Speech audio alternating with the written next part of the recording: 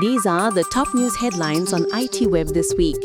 In a significant disruption to global digital operations, Amazon Web Services (AWS) experienced a widespread outage that impacted users worldwide, as reported on the AWS Health dashboard.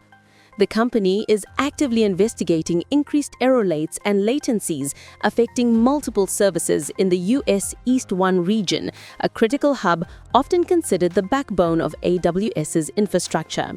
Interestingly, despite few organizations explicitly choosing US East 1, it remains a default region for many, a legacy of its status as the original launchpad for AWS's pioneering cloud services. Consequently, this outage has prompted analysts and industry experts to urge organizations to reassess their cloud computing environments to mitigate risks tied to such dependencies.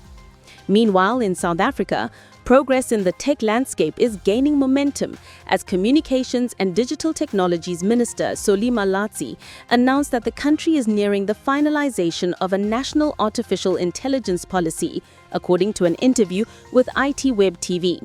Furthermore, the long-delayed SA Connect broadband project appears to be finding its footing by leveraging private sector expertise, potentially overcoming years of setbacks.